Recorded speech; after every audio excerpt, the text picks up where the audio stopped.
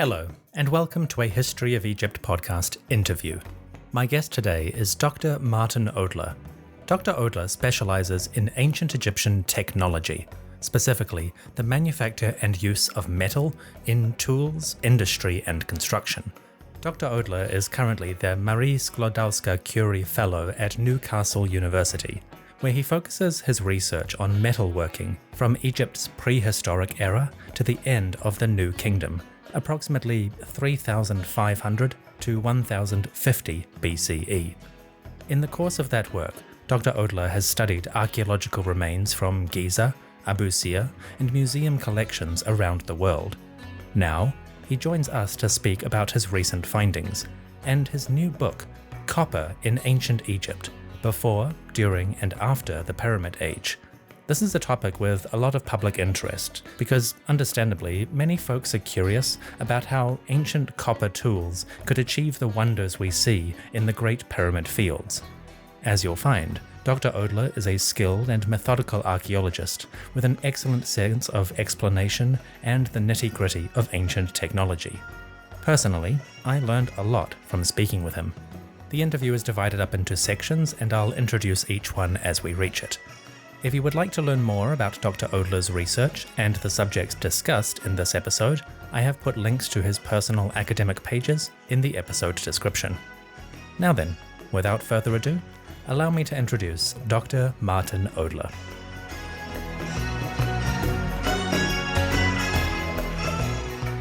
Hello, Dr. Odler. Martin, welcome back to the History of Egypt podcast. Thank you very much. Good morning or afternoon, wherever you are. It's afternoon for me, it's morning for you. You are currently in Australia, is that right? Yeah, this is my first time in Australia, and I'm attending 44th International Symposium on Archaeometry at the University of Melbourne. Excellent. So for those not familiar, what is archaeometry and what is the conference about?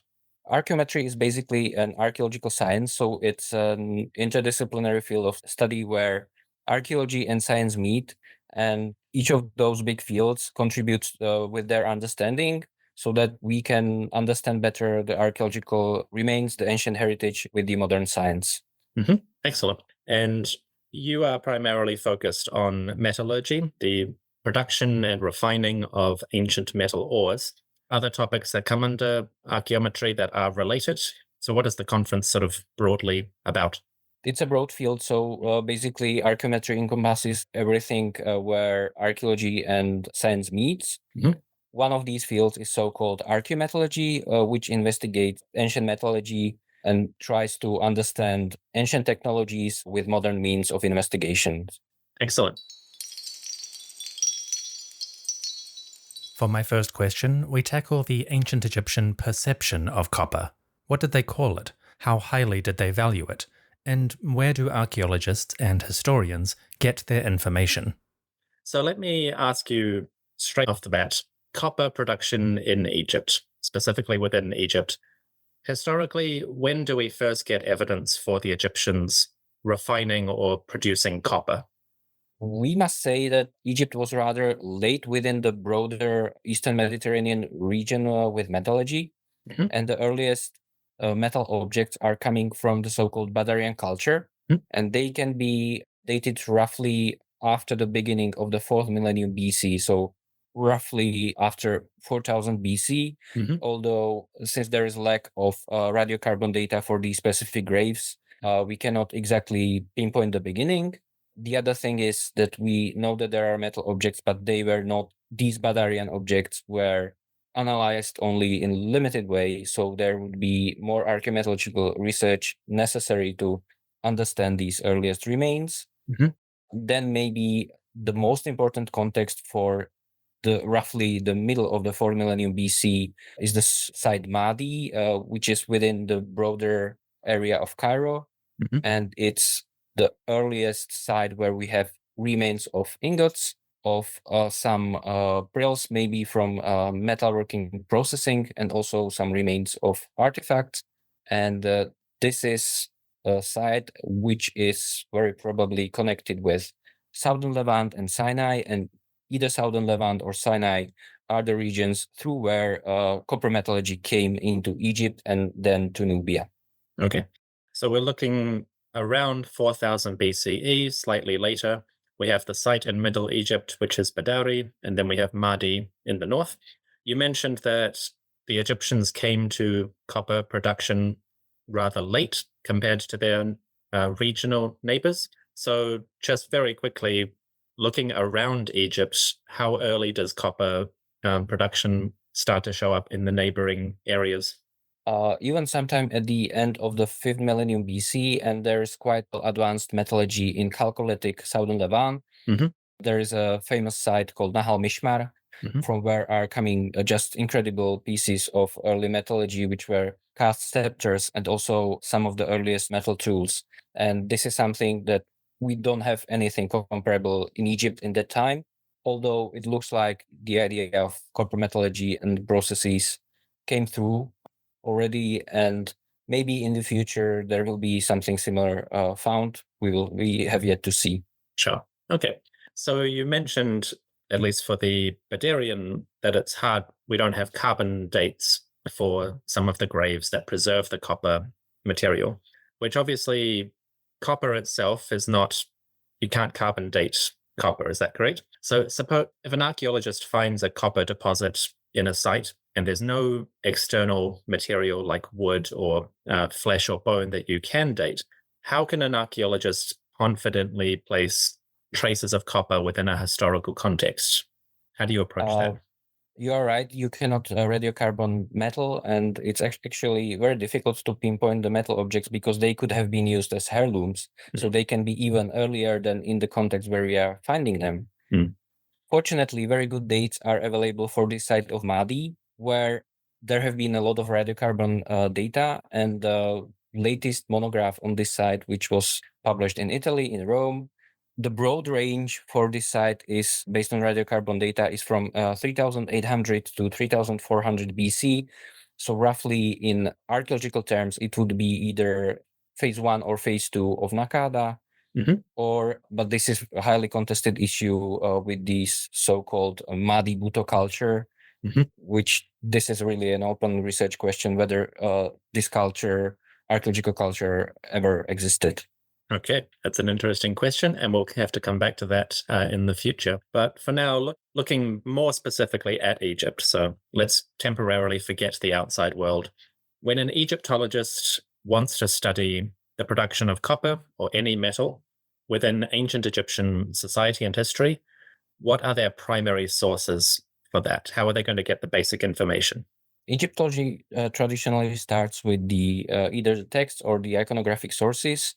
Of course, ideally, we have some iconographic sources that also include texts.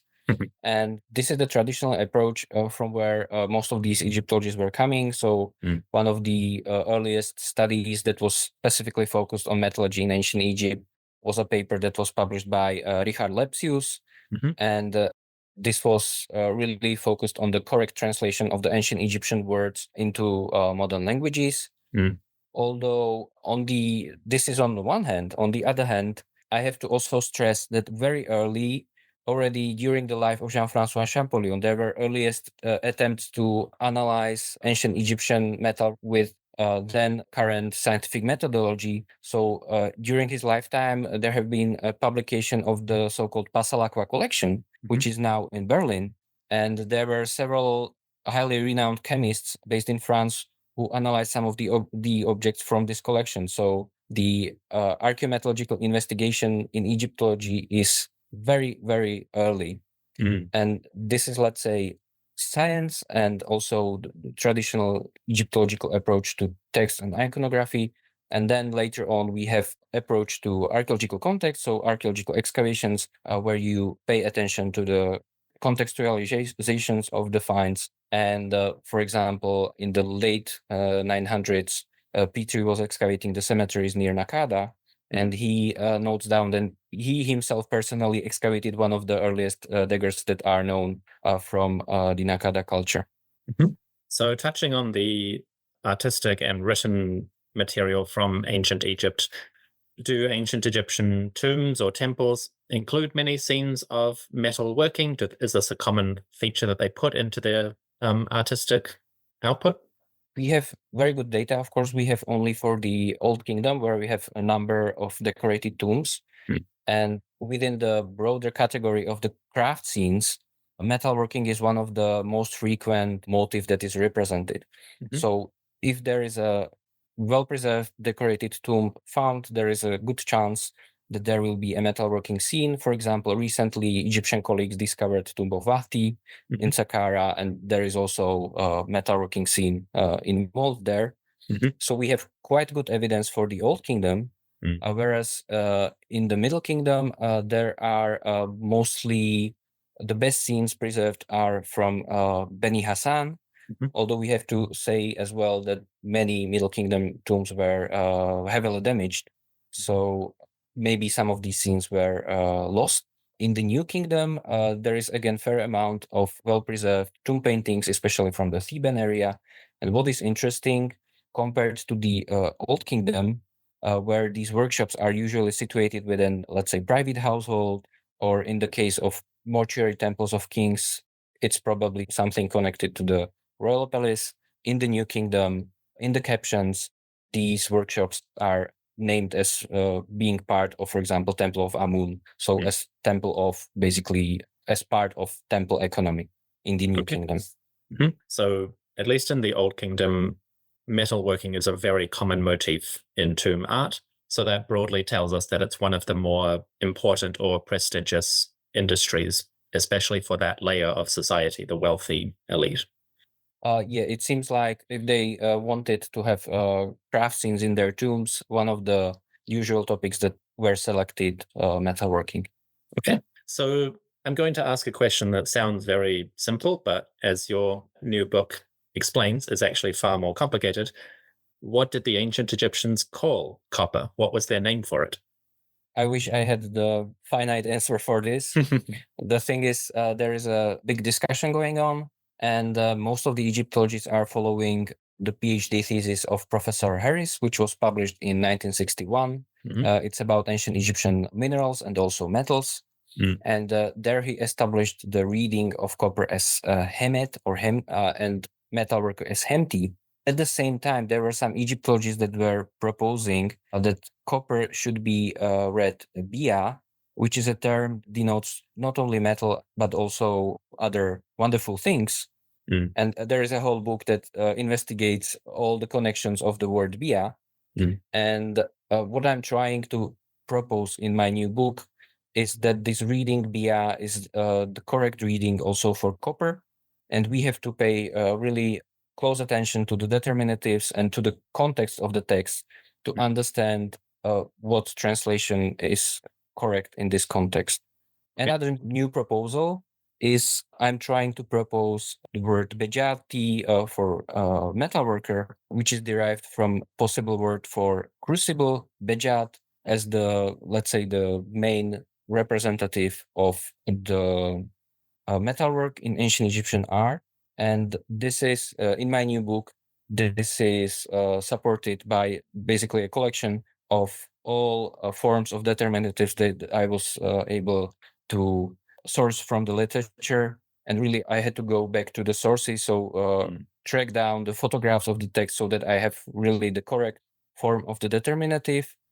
And one of the big discussion points is about the determinatives which occur in the pyramid texts in the Old Kingdom. And I'm trying to show that some of these forms of signs are really derived from the sign or representation of crucible. Okay. So we have seen how the ancient Egyptians conceived of copper and how highly they valued it, both as a metal in itself and as a tool. Now let's talk about the logistics. Where did they get it? How did they refine it? And how did they use it at sites like the Giza pyramids? So during the Old Kingdom specifically, and we can include the earlier period as well if you wish to, but just up to the end of the 3rd millennium, say, where did the Egyptians get their copper? That's actually a big question, and we are trying to gather as much data as is possible, but it's sometimes very difficult to get access to the artifacts and get permissions to sample them and analyze the samples. It looks like after the research of our team and other teams that the main areas where Egyptians sourced their copper were the Eastern Desert and the Sinai Peninsula. Sinai Peninsula is the expected source of copper because there is very well-known Egyptian presence at the site Wadi Marara in the Old Kingdom. Eastern Desert is, let's say, less expected source, but in the past decades, especially French and Egyptian surveys identified many sites where copper was processed, and we are finding the signal of this Eastern Desert copper in the artifacts that we are analyzing within the Nile Valley. Okay. And I'm glad you mentioned that, because in the past 10 years, one of the big important sites is in the Wadi El Jarf near the Red Sea coast, and that's being excavated by the French team. And the general public, everyone knows about Wadi El Jarf because of the diary of Merer, the papyrus diary. But what is less well known is the enormous workshop, the copper production workshop that is in that area. So if you can, tell us a little bit more about these sort of Eastern Desert or Sinai sites. What kind of physical remains are they leaving of the copper production? What does a workshop look like physically? As for the Wadi El Jarf site, the best remains that there are from that specific site are the tools. And recently there have been published an archaeological report on these. For the metalworking, the better remains are from the site which is north of Wadi El Jarf, and it's called Ein Sochna. There is limited copper metalworking, as far as I know, published from the Old Kingdom. The main workshop which is there is datable to the Middle Kingdom. Okay. For the Old Kingdom, it looks like that Wadi El Jarf was a basically gateway to Sinai. And there is a fortress right opposite on the Sinai Peninsula, which is called Tel Ras Budran.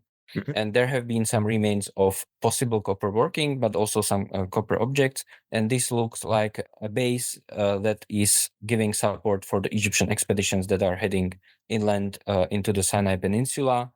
And they are mining copper ore there. I have also to say that some of these remains and some of these excavations were already published, but we are still waiting for some of these reports.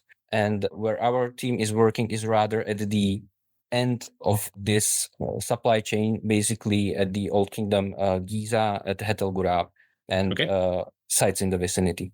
Okay, so let's talk about Het El Ghurab, because a couple of years ago you published, along with a colleague, a study of the copper tools or remains that were found there, along with the physical context. So Het El Ghurab, for those not familiar, is at Giza. It is part of the larger sort of pyramid city, if you want to call it that.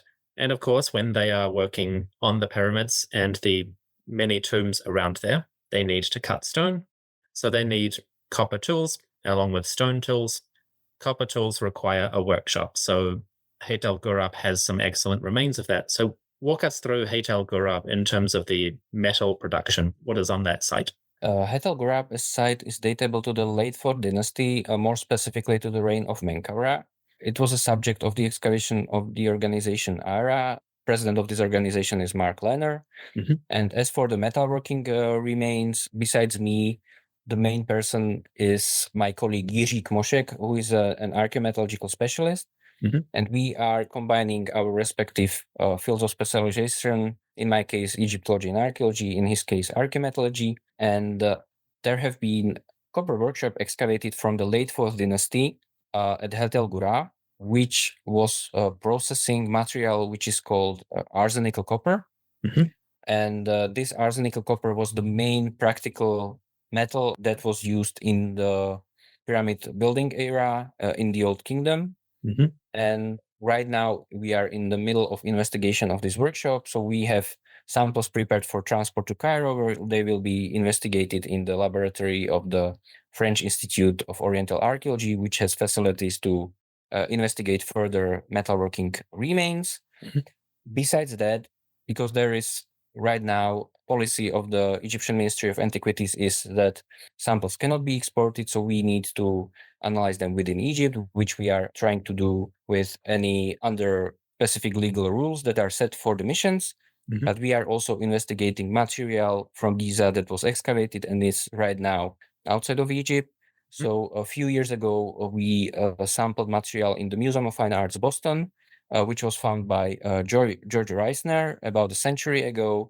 And this material is also coming from the late 4th dynasty, from roughly from the reign of Menkaure, because it was found in the Menkaure Wali temple, and we will be comparing the data on these remains from Boston, which were found in Giza, with the material that we are currently investigating in Giza and which was excavated in past 3 decades. Okay, so at the Hayt el Ghurab site, the physical workshop space, when an ancient Egyptian person needs to smelt the copper, what are their primary tools that they use? What do they melt it in? Where do they refine it? What is the physical space like? The actual workshop that we are investigating at the Hayt el Ghurab was rather small as for the physical size of it. The thing is, it was very likely used to cycle the material, resharpen it. There have been also tools found within it, a needle and a fishhook, and both were made of arsenical copper. The thing is, and one of the big questions is whether and in what form the copper is coming into Giza, whether it's already in a form of ingot, so it's processed somewhere on the way, either on Sinai or near Wadi al-Jarf. And the problem is that, of course, ancient Egyptians in the Old Kingdom would recycle any valuable material that was lying around. So the biggest fragment that we analyzed within the whole area excavation was fragment of chisel which had about 50 grams. So that's the maximum size that was not interesting to ancient Egyptians, and it rather looks like that this was somehow lost within the galleries and then not recovered. So we were lucky to find it. What we are finding are within the workshop space, there are 2 bigger bread molds inserted into the walls and in a corner of that workshop. And it looks like these were serving as furnaces. And within those furnaces were positioned so-called crucibles, which are ceramic vessels from rather rough ceramic material, which have 2 openings. And within these smaller crucibles was processed this important material, this arsenical copper. And what we are finding are huge amounts of charcoal from the process, but also bits of the metallurgical waste, which is in archaeology called slag.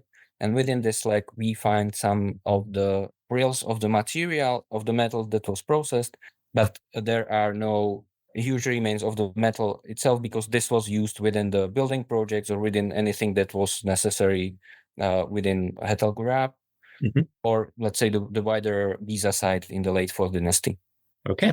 Now, I guess we should note for the public that the Hayt el Ghurab site is only partially excavated. It's a physically enormous space, and a huge chunk of it is covered by modern Cairo suburbs. So whenever we discuss any physical space or buildings within Hayt el Ghurab, we're probably only getting a very small part of the overall picture.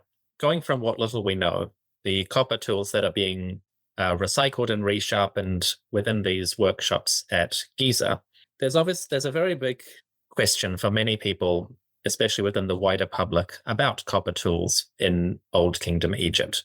And especially when it comes to the pyramids and the cutting of stone, whether it's limestone or granite, quartzite, things like that, a lot of people are very skeptical that copper tools are capable of cutting those harder stones. So looking at it from an archaeological perspective, how durable and how useful was an Old Kingdom copper tool? You mentioned that they're made of arsenical copper. What are the benefits of that specifically? Why is arsenical copper so common? This is another big question that is very difficult to answer briefly and succinctly, but I will try. Let's go a little bit back into history. A century ago, already Flinders Petrie was quite interested in what materials were used, what metal alloys, and he drilled some of his archaeological finds and he submitted them for analysis, and those were published. For the earlier remains, most of these analyses returned copper with some minor elements, not a lot of other elements. For the later material, this was the so-called tin bronze, which is a typical material for the Bronze Age. And this was taken at the face value, but with modern methodology and with better, more precise techniques, we are finding also in these early periods so-called arsenical copper, where you have several percents of arsenic within the material. And this is typical. This is not only the case for Egypt. Within the Eastern Mediterranean, especially in the early Bronze Age, we could call it early arsenical copper age, because this is the main material that is practically used for tools, weapons, also some vessels. And the clear advantage of arsenical copper is that it is harder. With hammering, it gives you the hardness that is comparable to the bronze tools, to thin bronze tools, which are used later on.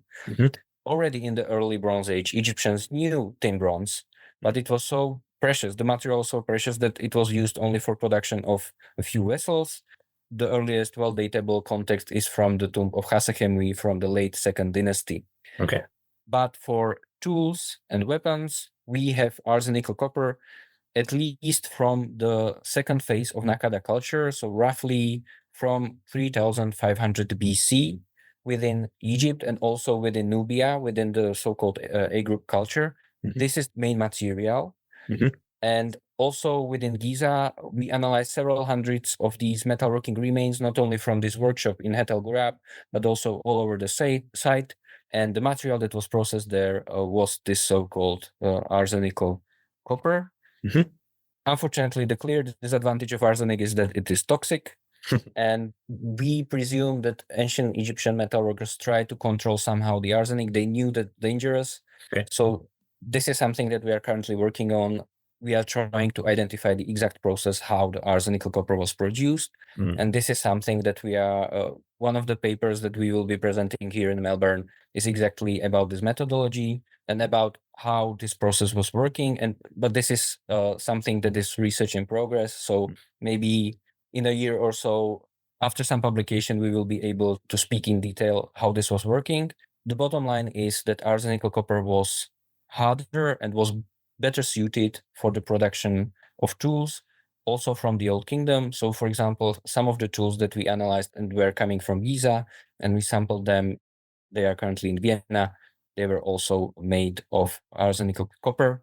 So there is currently not a single tool that would have been made of thin bronze coming from the early Bronze Age or in Egyptian terms from either the early dynastic period or pre-dynastic, and from the Old Kingdom. The main material is arsenical copper. Okay, so just to summarize, to see if I've understood correctly, so from a very early period, say just after 4000 BCE, the archaeological evidence shows that the Egyptians understand that arsenical copper is more durable, it's stronger, you can make it into a harder tool than you can with pure copper. And we see that within the remains from a very early period. Is that correct? Yeah. Okay. Roughly Nakada phase second, which is 3500 BC. Before that, it's more questionable. Fair enough. Okay. So, looking at archaeological sites, we can understand the mechanics of copper refining and how it was turned into tools that were both durable and reliable. But there is a lingering question here. How would an archaeologist prove the value and strength of a copper tool? Could they test it? Dr. Odler explains. So this brings up something you just mentioned, which is experimental archaeology, which for those unfamiliar is basically archaeologists taking what they know and testing it, trying to replicate it, trying to make a arsenical copper chisel or saw and seeing what it is physically capable of. You mentioned that you're currently working on this, and we will put a pin in that and ask you in the future. But quite a lot of experimental archaeology has been done in the past 30 years with some of the larger copper tools like saws. And just very briefly, what are the results of those tests for other archaeologists trying to cut stones with copper or arsenical copper saws and chisels and things? What was the outcome of that? Did it work? Was it effective? That sort of thing. The problem with arsenic is, of course, that it's still toxic. So there were only very few lucky teams that were doing experiments with arsenical copper objects. And one of these studies was done at MIT by a professor called Heather Lechtman, and studied arsenic copper compared to tin bronze. And this is one of the papers that is widely used in archaeology because these are some of these data. We tried to do some experiments with alloying copper and arsenic in Prague. But for the experiments with tools, we collaborated with the Fitzwilliam Museum in Cambridge and with the curator Melanie Pitkin. And we try to mimic the properties of the arsenic copper for the first intermediate period by using low tin bronze. Okay. So tin bronze with contents of tin, roughly about 4 to 5% of tin, which should be, based on the research of Hedda Lechtman, it should be similar in properties to arsenical copper. And it worked for Tura limestone, which we had at hand there and then. For the sowing, for example, for the sowing, it is very probable, and for the drilling, it is very probable that they were using this harder material of arsenical copper for both of these processes. At the same time, and this was also proven by Dennis Stokes, we need to say that ancient Egyptian craftsmen were very often still using also stone tools. And actually, flint is much more effective in working, for example, granite. And you can scratch and you can work granite very easily with flint. And this was published in his book, Experiments in Egyptian Archaeology. So it's not only about metal, but at the same time, Egyptians are still on a wide scale using also stone tools. And they are, we have very good evidence for the large expeditions that were in the Eastern Desert, not only targeting metal, but also flint sources to produce stone tools within the Old Kingdom.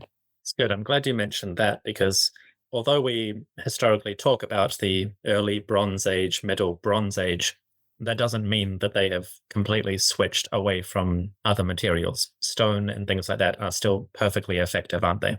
This is a very good point. Bronze Age does not mean that all the people throw out all of the stone tools. And still, throughout the Bronze Age, so even in the New Kingdom, they are still using also stone tools. And as a two good examples from the Middle Kingdom, from Kahun, we have from the Middle Kingdom city of Kahun, we have quite a lot of metal artifacts, but we have also artifacts made of stone, which are made into the shapes of the metal ones. So sometimes you were using not only metal, but also lithic tools, stone tools. And another example, Middle Kingdom fortress of Mirgisa, which is now in Nubia, there is quite good evidence of gold and copper working at Mirgisa, but there was also an armory of the fortress found with batch of spearheads still positioned in the armory, but all of these spearheads, the heads were made of lithic. So in the Middle Kingdom, till they were using lithic weapon blades quite normally, and this was found in the fortress. Okay, so that brings me nicely to my next question. We've talked about tools made of arsenical copper and stone, and later tin bronze. But the ancient Egyptians, of course, use metal for a variety of items, whether it's ceremonial or decorative vessels like vases and jugs, personal adornment like jewelry, but also weapons. They're no strangers to the effectiveness of metal for killing. And I want to ask you about this because I'm currently working on some episodes about warfare in the Old Kingdom, and especially the First Intermediate period. And you've devoted a whole chapter in your new book to copper weapons from that specific period. So broadly speaking, first question, your average Egyptian foot soldier, not wealthy, but just part of the larger army, what kind of weapons are they carrying into battle, and how likely is it that they're carrying metal weapons versus stone and wood? Honestly, I wish I knew this. The problem is that we have very, very limited evidence. And starting in the beginning, in the pre-dynastic art, violence is quite prominent. And we have, at the end of pre-dynastic, beginning of early dynastic period, we have a phase of so-called warrior burials that is not only typical for Egypt and Nubia, but it's in wider Eastern Mediterranean, where you have within the metal objects that are positioned in the burials, you have also some metal blades. Not all of these were analyzed, so I cannot speak about the material. It would be very probably arsenical copper, but we need to analyze them first. Sure. And sometime in the early dynastic period and in the Old Kingdom, weapons disappear from the archaeological record, but we still have especially iconographic evidence on the use of weapons. So they were not lost, they were used. And there is recently a book published by Laurel Bestock, and she very nicely collected all the evidence. And in the Old Kingdom, we have very limited number of the so-called siege scenes. There are actually only two, one from the Shasha from the tomb of Inti and another one from Saqqara from tomb of Kaimhesit. And one of the arguments that I put in my book is that the so-called elongated battle axe blades that were presumed to be typical for the first intermediate period, for this period of collapsed state, of warring frictions, they are quite prominent still in the Old Kingdom in the 5th and 6th dynasty. So this was something that was already used in the Old Kingdom. And it's very likely based on some Near Eastern prototypes from Levant, where these elongated battle axe blades are already used in the 3rd millennium BC. And therefore, because they are in the iconographic sources, we need to reassess also the chronology of the metal blades that are usually datable to first intermediate period or early Middle Kingdom, but it's very likely that some of these are coming already from the Old Kingdom. And as for the arming of the soldiers or foot soldiers, this is a question that is very difficult to answer.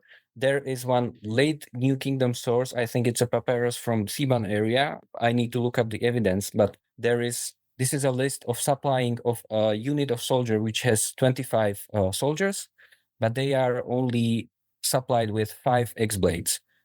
And because we are lacking the context, we don't know whether this was normal. So within a unit of 25 soldiers, only 5 had axes, or the rest, the other 20, they already had the axes, or what is the case? Because there is, for example, linen, and there are other supplies which are for all 25 soldiers, but we have in this list, there are only 5 axes. So this is one of the very few bits of evidence that really demonstrates that these artifacts might be limited only to small amount of soldiers within the broader military units.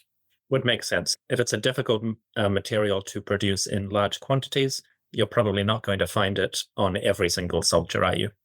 It's unlikely, yeah. But with the supplies of flint from the Eastern Desert, you can arm quite a lot of soldiers with electric arms, electric weapon blades. And once again, we should reinforce that stone weapons and wooden weapons are just as effective at killing people if you're determined.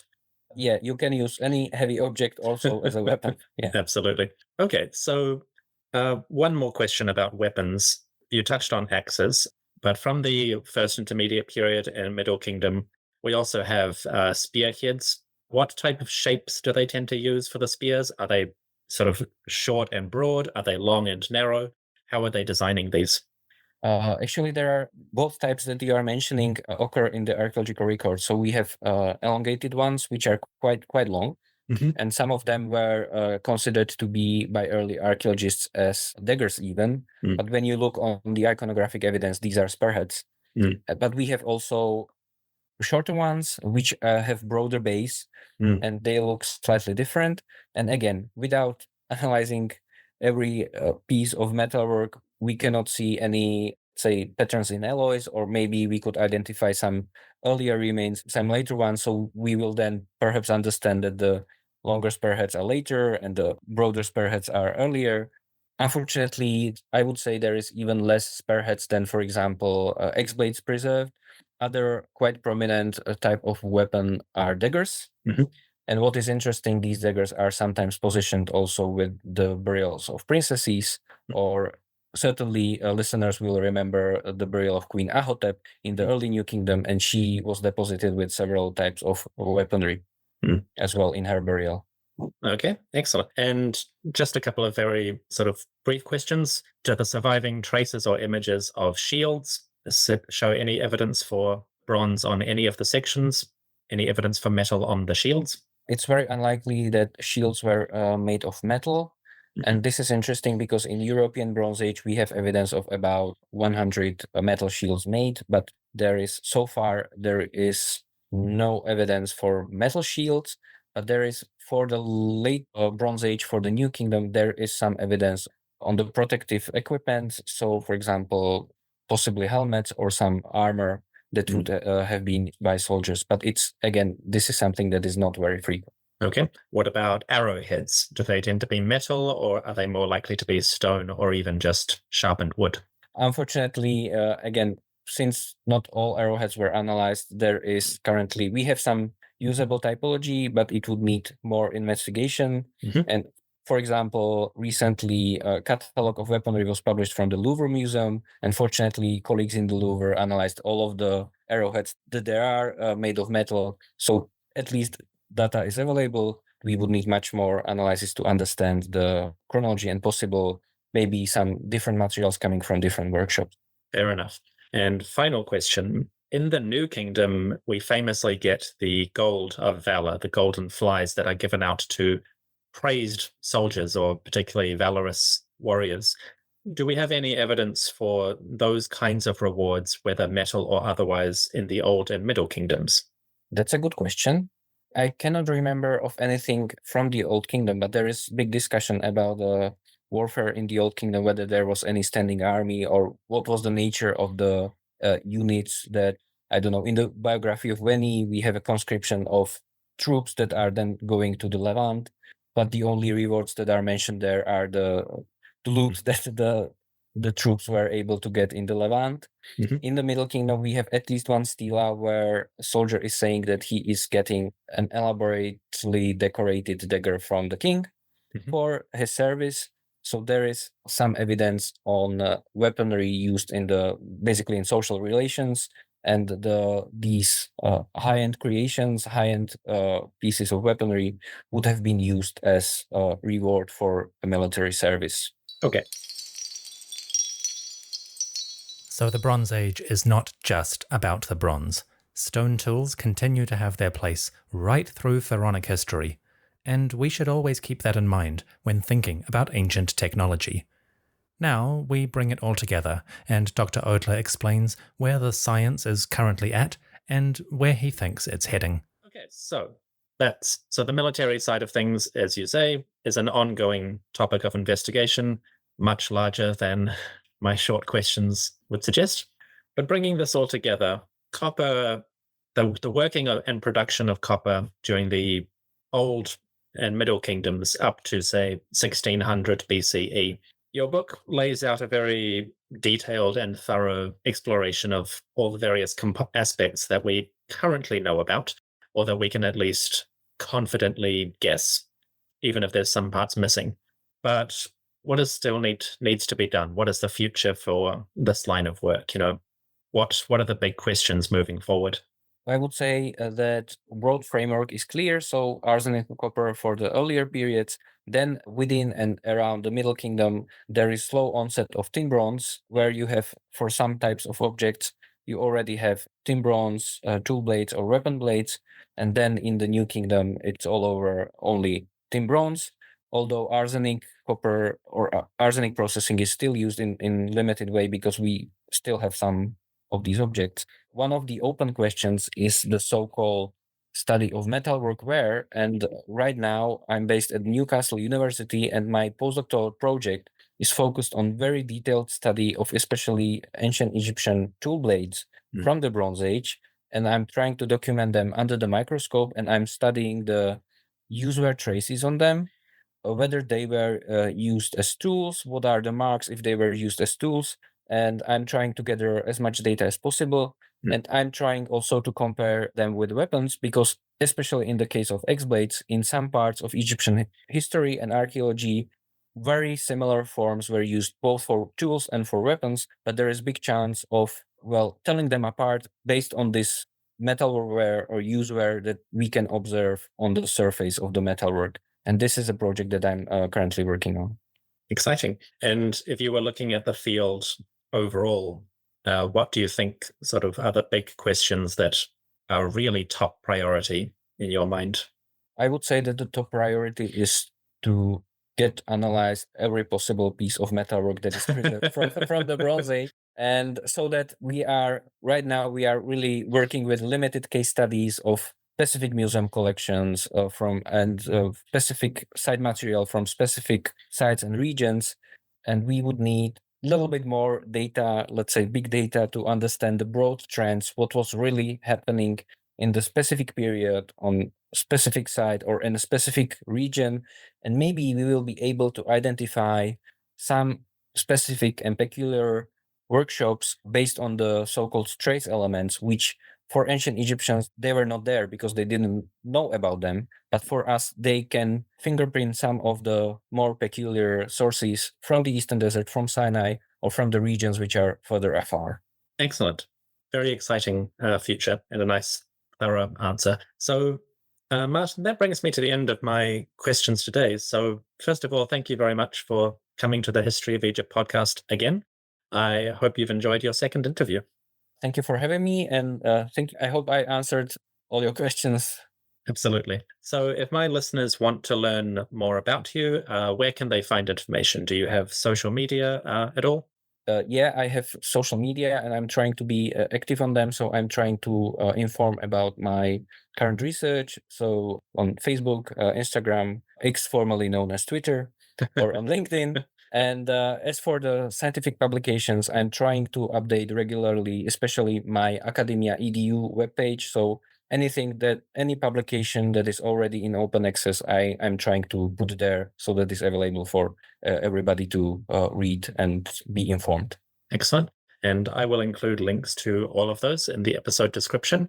So, Martin, once again, thank you, and my very best wishes for the conference and for your future projects. Thank you very much, and best wishes for the podcast. Thank you. My thanks to Dr. Martin Odler for sitting down for this interview, and to you for listening. If you would like to learn more about Dr. Odler's work, there are links in the episode description, including to his new book, Copper in Ancient Egypt, Before, During, and After the Pyramid Age. This book covers everything that Dr. Odler discussed here, and a whole lot more. It is essentially an introduction to the science of ancient Egyptian metallurgy and where the archaeology is currently at. If you have any interest in ancient tools, I highly recommend this book. Anyways, that's all from me, and I'll be back soon with our next episode about the end of the Egyptian Old Kingdom and how it slowly transitioned, or maybe collapsed, into something quite different.